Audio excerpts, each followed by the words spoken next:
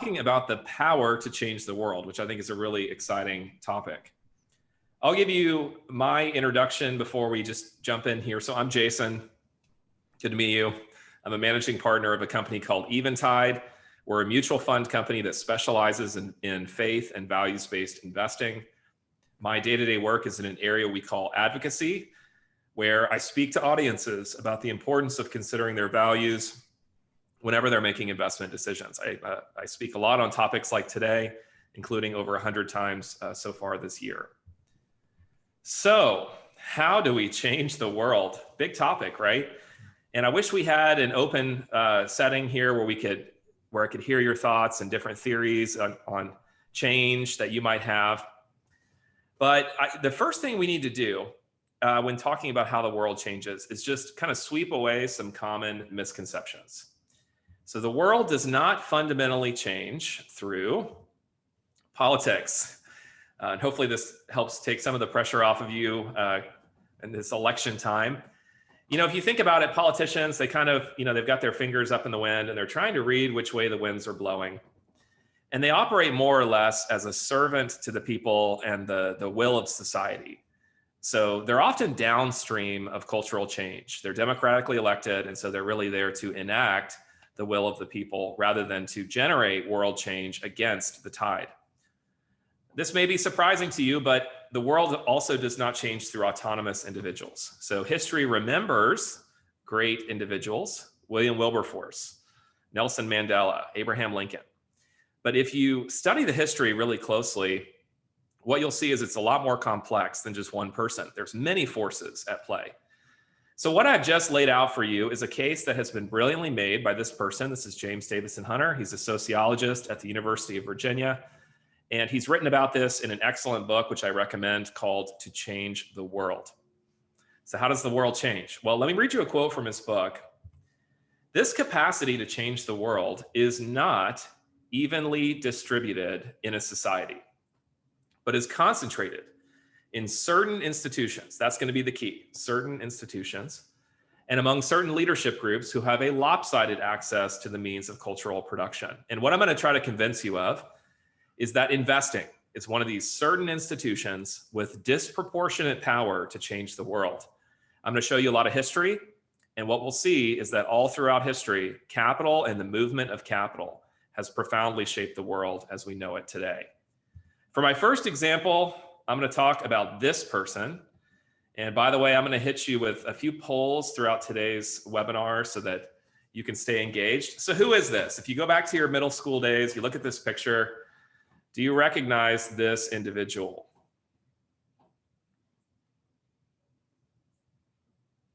Great, you guys are weighing in on this. You're doing well so far. Awesome. Okay, I'm going to call it done and share the results on the screen. So we had some answers about Sir Francis Drake, Ferdinand Magellan, both famous explorers. This is a picture of Christopher Columbus, so 71% of you got that right. So we all think we know the story about Christopher Columbus, right? He sailed the ocean blue in 1492. But many of us don't know the investing story behind this journey. So sailing on the Atlantic was an incredibly expensive proposition in his day. No one had done it. And so he had to raise capital, but no one person had the capital to finance this thing. So he had to traipse all over Europe, seeking to drum up investor support for this journey. He began in his home country of Italy looking for investors, and they said, no way. He goes to Portugal, which was the world leader in these kinds of shipping expeditions. Nope. Goes to France. Goes to England. No, sir. And he finally gets his yes in Spain. And many of us remember the story of Ferdinand and Isabella there.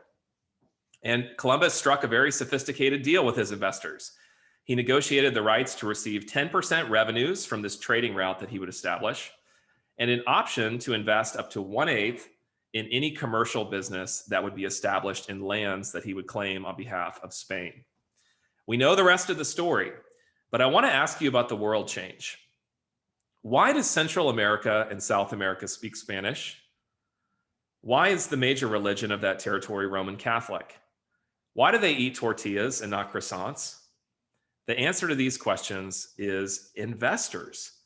Because Spain backed Columbus's journey, he sailed under the Spanish flag and carried with him Spanish interests into the new territory.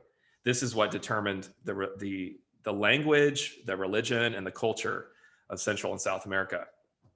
And I want you to consider that it could have gone a different way. He stopped in England. They said no, but imagine they had said yes. Well, as weird as it is to think about, Central and South America would speak English. The major religion would be Anglican after the Church of England, and it would look like British society. It was investors who decided these things. Let me give you another example. This is a map of the British India Company shown in rose, and the Dutch East India Company showed in that mustard color. These were two shipping companies. And economic historians will tell you that these were the first two truly modern corporations established in the year 1600 and 1602. What made them modern is that they had to raise capital, and they did so by issuing stocks and bonds to ordinary investors. In fact, we get the world's first stock exchange in Amsterdam, where people could then trade these shares with other investors to gain liquidity. Did these two companies change the world? Yes, big time. In the case of the British India Company, India becomes a colony of Britain as a result of that one company, British India Company. This is why, to this day, although it's not well known, the official language of India is English. Look it up. On a population basis, they have the second largest English-speaking population in the world. And if you count people who speak English as a second language, it's number one in the world, all because of the British India Company. And if you know anything about Indian history, from railroads to universities to political structures, all of that is from this one company. What about the Dutch East India Company? Well, established in 1602, by 1634, they had achieved a company value of 8.2 trillion with a capital T, making it the most expensive company to have ever existed in history, dwarfing the largest companies that exist in the world today. And they had massive impacts all over Southeast Asia. And it was investors, right, who were the ones that decided that these companies should exist. And the world impact was probably not in the minds of those who were just buying these stocks and bonds. So the world of investing is often running in the 1600s, and it should not be a surprise that abuse soon followed. One of the people that would talk about this is actually Daniel Defoe, who wrote Robinson Crusoe. He wrote about many contemporary subjects, including investing. So let me read you a quote from him. "Investing has raised the fancies of credulous people to such a height that merely on the shadow of expectation, they've formed companies, chose committees, appointed officers, shares, books, raised great stocks, and cried up an empty notion to that degree that people have been betrayed to part with their money in shares in a new nothing. And when the investors have carried on the jest, until they've sold all their own interest, they leave the cloud to vanish of itself, and the poor purchasers to quarrel with one another, to go to law about settlements, transferrings, some bone or other thrown among them by the subtlety of the author, to lay blame of the miscarriage upon themselves. Thus the shares at first begin to fall by degrees, and happy is he that sells in time, till like brass money, it will go at last for nothing at all." What's he saying? He's saying that people are falling in love with this new thing of investing, and somebody gets an idea and they just very quickly erect a company without a whole lot of substance behind it and sell stocks and bonds. And the whole thing implodes, but not before the original investors cash out and then leave everybody else to fight over the table scraps. So investing starts to get really risky. And then there's also a lot of corporate malfeasance. And so what was needed at this time was somebody to come along and offer an ethical vision for investing. And the person who would do that is a person named John Wesley. John Wesley was an English minister in the 1700s. And you may recognize his name. He founded the Methodist movement within Christianity. Also, the Wesleyan Church is named after John Wesley. This is probably his most famous quote. "Do all the good you can, by all the means you can, in all the ways you can, in all the places you can, at all the times you can, to all the people you can, as long as you ever can." Beautiful quote. He's someone I greatly admire. And John Wesley preached a very famous sermon in the year 1759 entitled "The Use of Money." I call it famous because this one sermon is the starting point for faith-based investing, values-based investing, and socially responsible investing. So I want to give you a quote. It's a longer quote, but I want you to get a sense for the history as well as his argument. And I just need to warn you, this is fiery language from a 17th century preacher. All right, we are thirdly to gain all we can without hurting our neighbor. But this we cannot do if we love our neighbor as ourselves. We cannot, if we love everyone as ourselves, hurt anyone in his substance. Hereby, all pawnbroking is excluded. We are not allowed to, quote, do evil that good may come. What he's saying here is, some people were saying, well, does it really matter where I invest? What if I give the money away? Does that make it okay? And he's saying, no, the integrity matters here. Neither may we gain by hurting our neighbor in his body. Therefore, we may not sell anything which tends to impair health, such as eminently all that liquid fire, commonly called drams or spirituous liquors. And what is the seller's gain? Is it not the blood of these men? A curse is in the midst of them. The curse of God cleaves to the stones, the timber, the furniture of them. The curse of God is in their gardens, their walks, their groves, a fire that burns to the nethermost hell. Blood is there. The foundation, the floor, the walls, the roof are stained with blood. I warned you. Last part of the quote. This is dear-bought gain, and so is whatever is procured by hurting our neighbor in his soul, by ministering, suppose, either directly or indirectly to his unchastity or intemperance, which certainly none can do who has any fear of God or any real desire of pleasing him. It nearly concerns all those to consider this, who have anything to do with taverns, victualling houses, opera houses, playhouses, or any other places of public fashionable diversion. If these profits profit the souls of men, you are clear. Your employment is good and your gain innocent.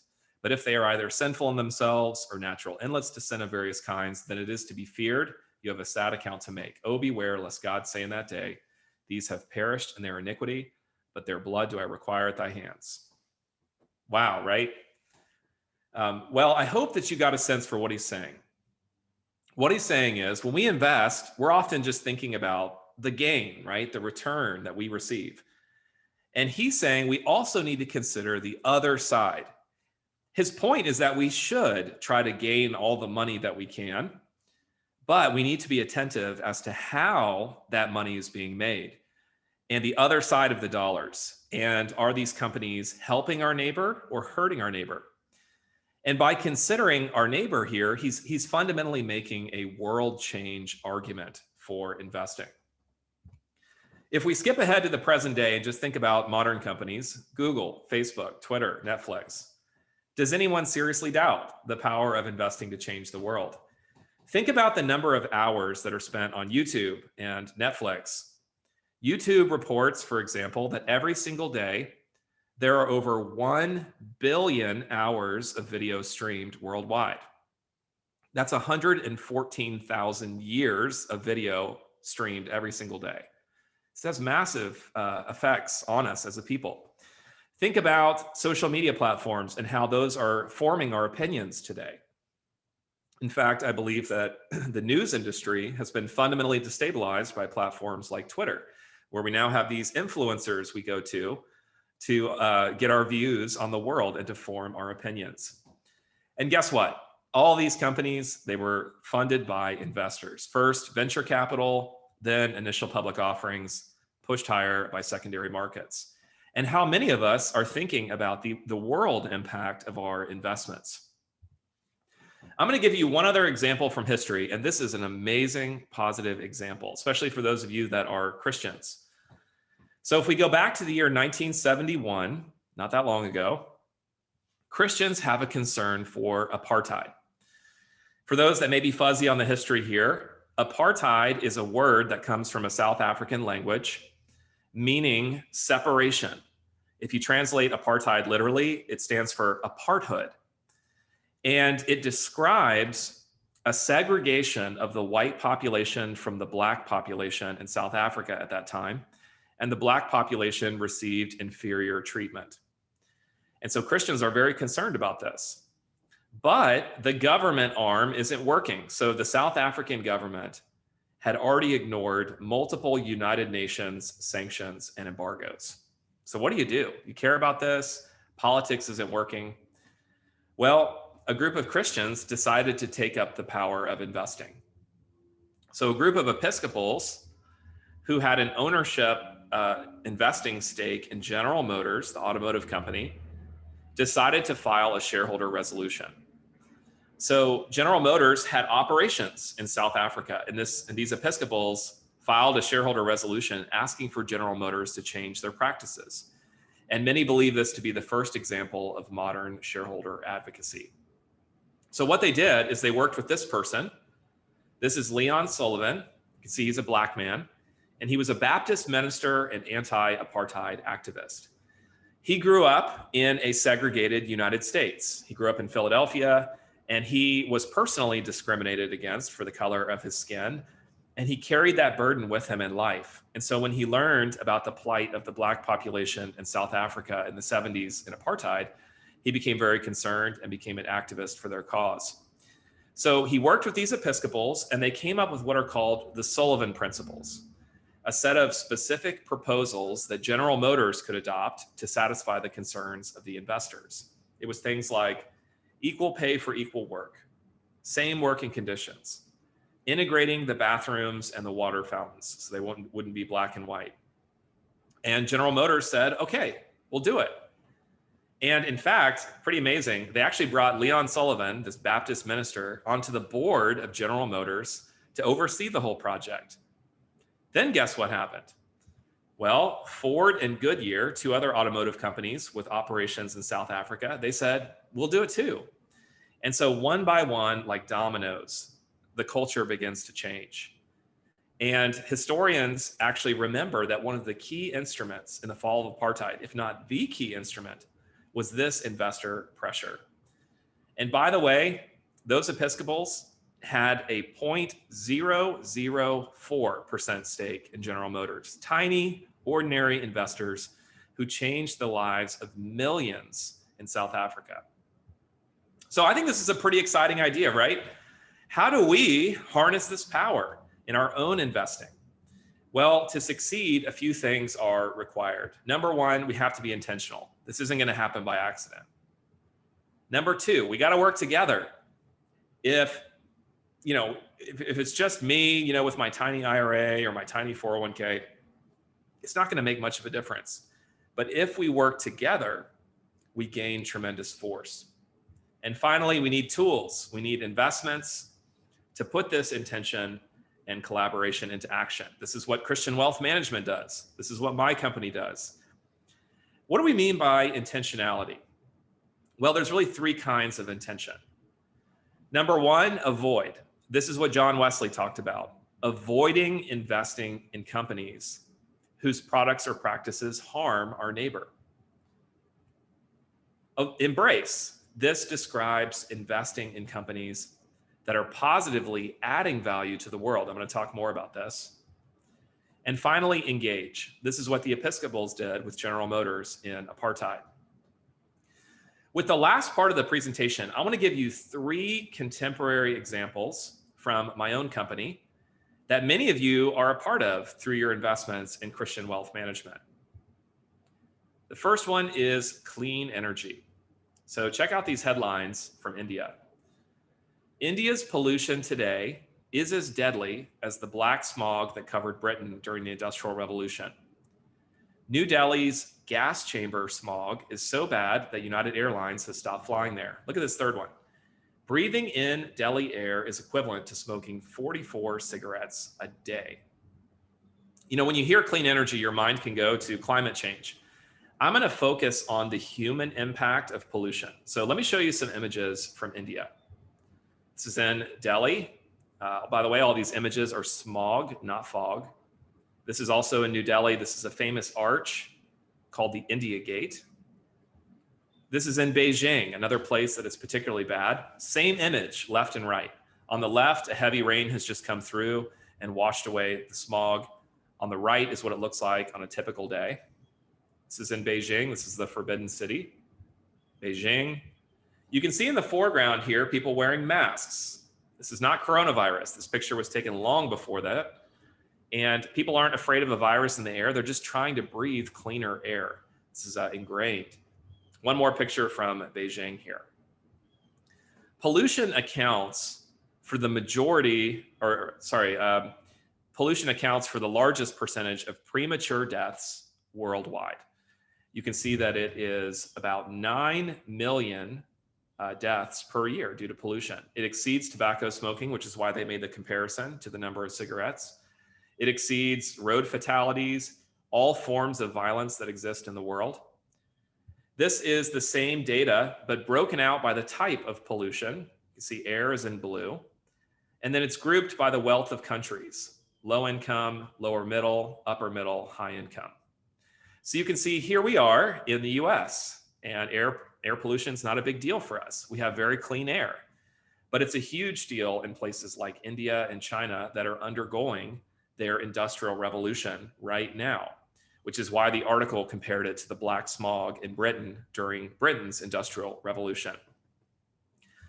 We have a great solution to this problem, and it's clean energy. Let me read you a quote here. "I'd put my money on the sun and solar energy. What a source of power. I hope we don't have to wait until oil and coal run out before we tackle that. I wish I had more years left." Any guesses as to who said this? I'm going to put a poll up on this. Who do you think would have said this quote? Elon Musk, the founder of Tesla; Sheikh Ahmed Zaki Amani, Saudi oil minister; Al Gore, the former VP; Thomas Edison, the inventor; Jim Robo, the CEO of NextEra Energy.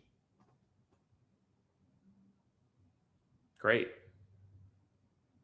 Thanks for your participation. All right, call it done, see how we did. Okay, so 43% said Elon Musk. This is a common answer that people give. 14% said Al Gore. 43% said Thomas Edison. So the right answer is Thomas Edison, 1931.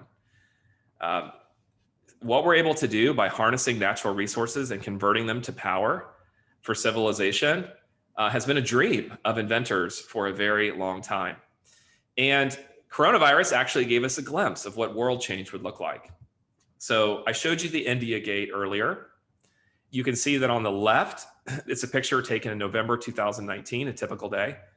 On the right, this was in March 2020 during the economic slowdown in India due to coronavirus. Look at the difference.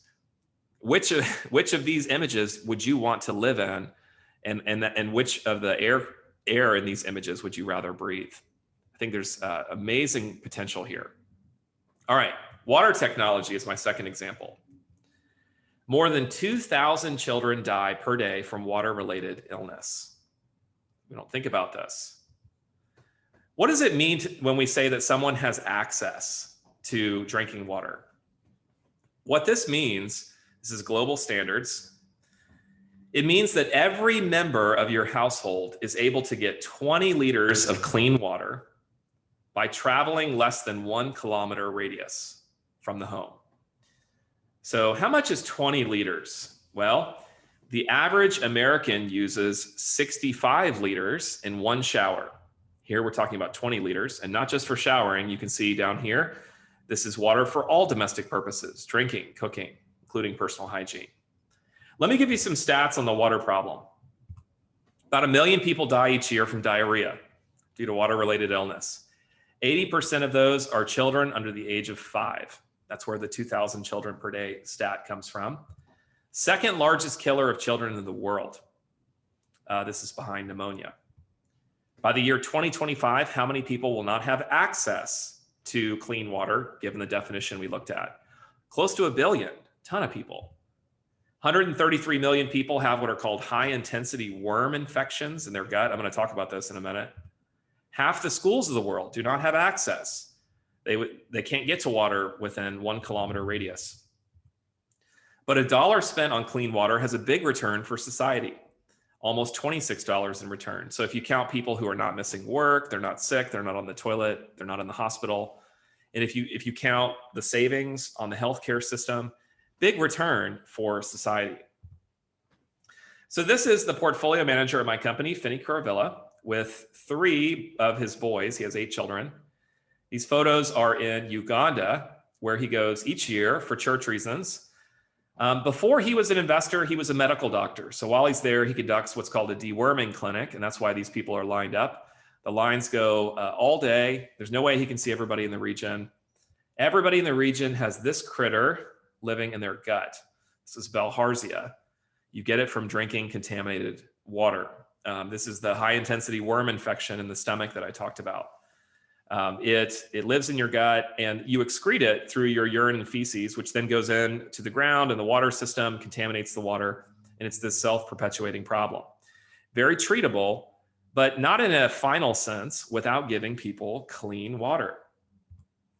In most of the world, water is considered women's work. Here are some women in Somalia whose family's water comes from this puddle, rainwater fall off.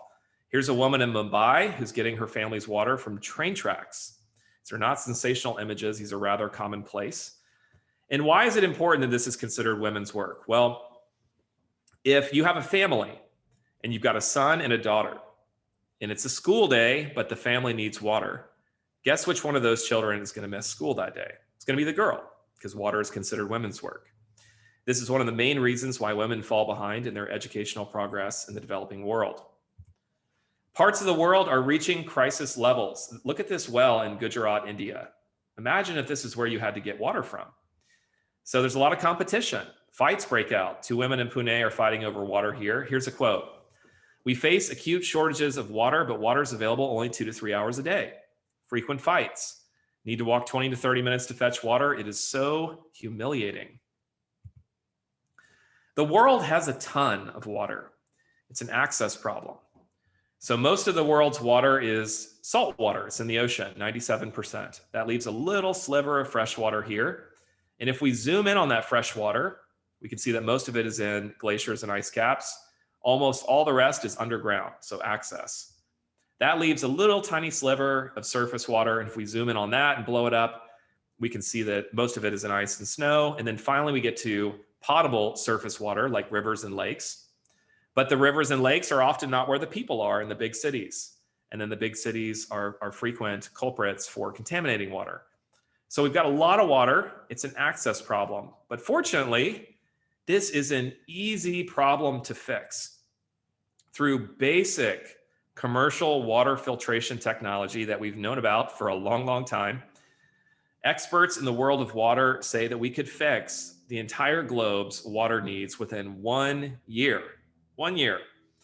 If we just had investors who had the heart and capital to see it accomplished. So we were very interested in this theme at my company, and we sought for a way to invest in a for-profit business that was trying to work on this problem.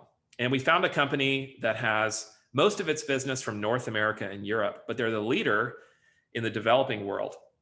25% of their business comes from the developing world. And this is by intention. This is from their website. They have a 2025 goal to provide clean water to at least 20 million people living at the very bottom of the global economic pyramid, the poorest of the poor. This is a publicly traded company stating what their goal is. Isn't that amazing? This is matched by substantial volunteering and donation, making it, I think, just a really exciting company. And if our children wanted to go work here, man, you'd have my blessing. All right, last example here. We're going to talk about the central nervous system and an unmet need in healthcare.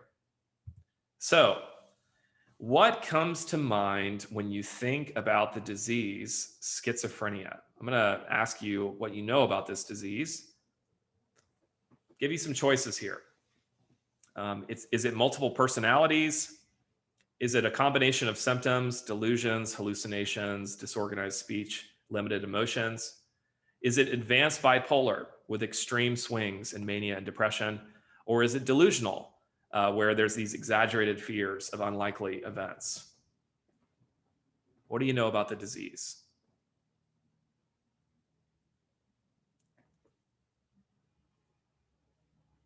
Great. Thank you. All right, I'm gonna call it done and share the results. Okay, so pretty split here. The majority of you said multiple personalities. 14% said the combination of symptoms, 29% advanced bipolar, 14% delusional disorder. So a common misconception is the multiple personalities. And where this comes from is we've got this expression, oh, don't be schizophrenic, Jason. Don't be one person 1 minute and a different person the next. What we're saying there is don't be multiple personalities. So it's a common misconception, but it's actually not that. Multiple personality disorder is a separate diagnosis. It is actually this combination of symptoms. That was the correct answer. And there are both positive symptoms and negative. Positive here doesn't mean good. It just means expressed. Negative means repressed. So hallmark symptoms are delusions and hallucinations. People will see things and they will hear things. Often they'll hear, the wall talking to them, telling them to do something very dark, to hurt themselves or to hurt others. They'll have disorganized speech. It's very hard to understand someone who has schizophrenia.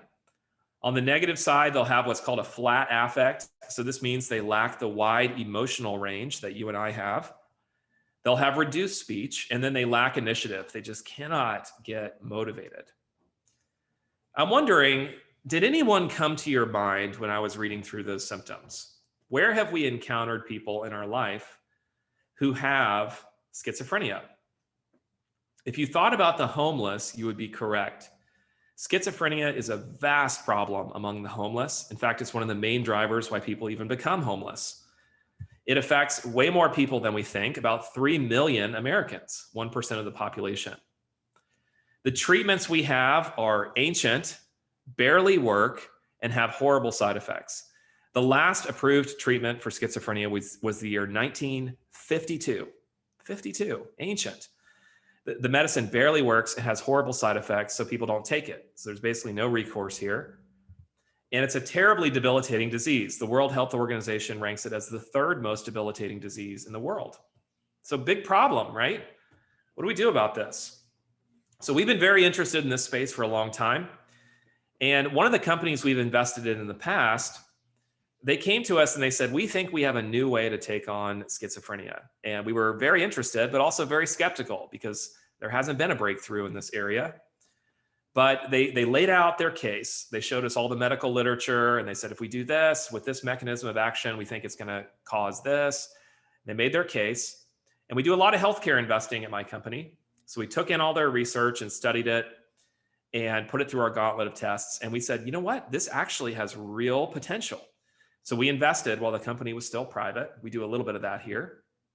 And then what we were waiting on was a clinical trial that they were going to be running. So they took a group of people that had schizophrenia, split them in half. So half the people were on a placebo, which is a sugar pill. It's basically nothing. The other half received this new treatment. They admitted the people to the hospital and monitored them for 5 weeks. So baseline here is 0, day 0. You can see 5 weeks here on the x-axis. And then what do you want to see happen? You want to see the symptoms go down, right? So on the vertical axis, this looks complicated, PANSS, but it's actually really simple. It stands for positive and negative symptom score. So I showed you what those were, the positive and the negative symptoms. You want to see a reduction in symptoms, how many symptoms and the severity of those symptoms. So the black dotted line is what happened with the placebo. And you might think, well, why did that go down? Well, it's such a debilitating disease that just being in a hospital with care and regular meals, you get a little bit better. But look what happened with the active drug in blue. They saw a more than 15-point reduction in this PANSS score, which clinicians will tell you is a complete game changer. This fundamentally changes the life of someone with schizophrenia. So this was huge. But what are the side effects? I told you the side effects were really bad on the last medicine. The way that you ask this question is you're looking at how many people asked to leave the clinical trial. And if you see a lot of people leaving the trial that are on the active drug, that tells you something about the symptoms or the side effects. So 20% of the patients discontinued on the drug, 21% on the placebo. So no change there. Whatever side effects are there must be pretty mild. So this was massive. This is a huge, huge, huge game changer for the world of schizophrenia. The company has one more clinical trial to go through before approval, but we're very optimistic based on this data. So all of these stories that I'm sharing describe what at my company we call investing that makes the world rejoice. When we invest, we can invest to build our own wealth, but we can do it by investing in companies that are a blessing in the lives of others. Let me leave you with one final quote here from the sociologist I opened up with. Most of us are inclined to what has been called the great man or great person view of history, that the history of the world is but the biography of great men. The only problem with this perspective is that it's mostly wrong. Against this great man view of history and culture, I would argue, along with many others, that the key actor in history is not the individual genius, but rather the network. So one of the reasons why I'm very excited to be speaking to you today is that groups like Christian Wealth Management and clients are a part of that coalition of investors who are seeking to build their own wealth in ways that help the world as well. So thank you for your partnership. And for those of you that this is a new idea, talk to Christian Wealth Management. All right. And with that, I'm going to welcome Doug and Ryan back onto the line, and we can take any questions that you might have. Okay. Well, thank you, Jason. Yeah, a lot of good research went into that on the history and then the contemporary examples. So yeah, thank you. Just a reminder, if you, those of you listening, if you do have questions, there's a Q&A button at the bottom and you're welcome to type in your questions there. I do have a question for you, Jason, a couple of questions. And one, what would you say to those that have made the move to invest, to make the world rejoice? And then what would you say to those that are still considering it or evaluating that? Yeah, no, it's a great question. And so to those of you that have already decided to be intentional with the way you invest, awesome. I commend you for that. And to those of you who are, maybe this is a new idea to you, the way that I think about it, if you think about it from a Christian perspective, I like to think about biblical stewardship as being this two-sided coin. So on one side of the coin, you've got the returns, right? And it's a good thing to seek a good return. On the other side of the coin, you have how that money is being generated and the kinds of companies you're investing in. And I think that biblical stewardship cares about both. So emphasizing both without sacrificing one or the other.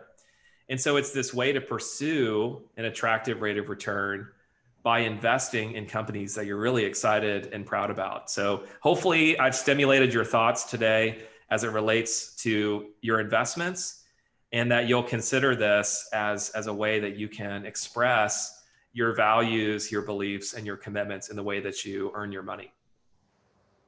Okay, thanks.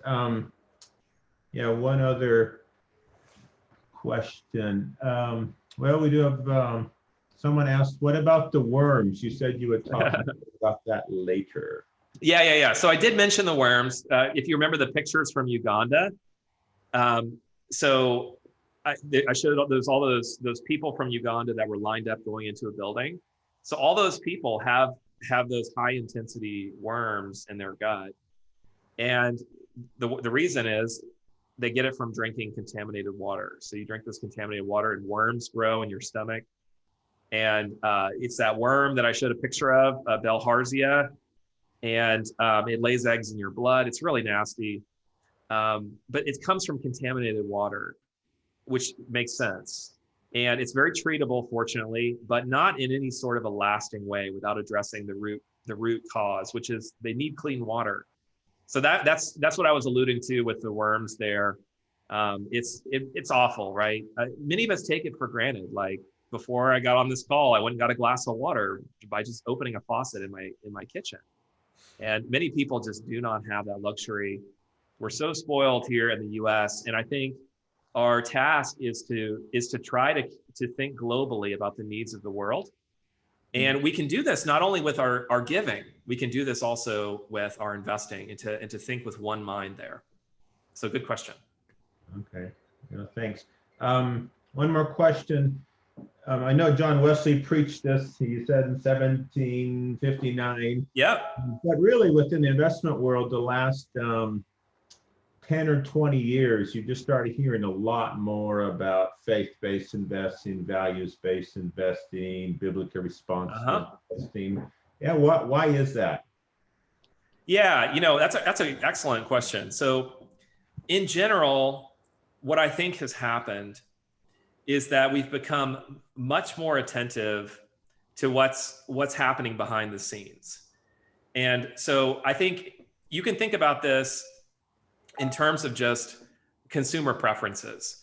So with like the restaurant industry, what have we seen happening? We've seen a lot of these, farm to table restaurants where like in the menu, they're telling you like where they're getting their meat from and where their produce is coming from. As consumers, we want not just in that case, a delicious meal, but we want to feel good also about where the food is coming from and how it was being produced. We've seen this also, let's say in organic foods, so whole foods and things like this, where we're reading the ingredients and we're reading the label and we're wanting to make sure that it's not just tasty, but it's coming from a good source. And I think in general, this preference to know the details behind the scenes is a response to a globalized economy where we're disconnected from what's happening behind the scenes. And we don't know where our stuff comes from. We don't know how it was produced, but we're starting to become more aware that we want to know. And I think that explains why we're seeing this kind of boom in the area of values-based investing and faith-based investing, is that people are wanting to say, well, what do I own here? And like, how is this money being made? And what are the products and the services that are funding my future here? And how do I feel about it? And people are wanting more than just a good result. They're wanting to feel good about how those results were being achieved. Okay, no, thanks. Yeah, and then one more question. What about returns in this kind of investing? Yeah. So this is, a lot of people hear this and they're thinking like, oh, this is amazing. And the returns are probably lousy. Because we have this kind of thought process where if I invest in companies that are a blessing to the world, what's going to happen with the returns? Well, I probably need to accept a lower rate of return. And if I invest for maximum return, well, I'm probably going to have to make some ethical compromises. We tend to see that in a kind of trade-off decision, right? Yeah. But I actually don't think that that's the case. And it is hard work to do this well. But, for example, all the funds at my company, the mutual funds, all of them that are old enough to have a track record that's been graded by the investing group Morningstar are either 4 stars or 5 stars out of 5. And that's on the basis of just performance, risk and return. And so in general, I don't think you have to give anything up. I think that you can do both. And now there's a lot of options available for investors to pursue this. And I know that you guys, this is kind of your specialty, is to find those investments that can help clients reach their financial goals in ways that are also a blessing to the world. Okay. Good. Yeah, for all those listening, if you have any further questions, you've got the contact information for Ryan and myself there, our phone number and an email. We'd love to talk to you. And yeah, as Jason mentioned, we're all about faith-based investing and value-based investing. That's what we focus on. And Eventide funds are one of the funds we use. We use other ones, but we really appreciate, Jason, your time you've taken to share this. Absolutely. Very informative and very thought-provoking, so appreciate that. And thank everyone that's attended. Thank you for taking time out of your day to attend, and I hope you found it beneficial and thought-provoking yourself. Again, Ryan and I are here to help. If you have any questions, please reach out. But at this moment, we'll sign off, and thanks again, Jason. Appreciate it. Thank you, My Jason. pleasure. Thanks so much.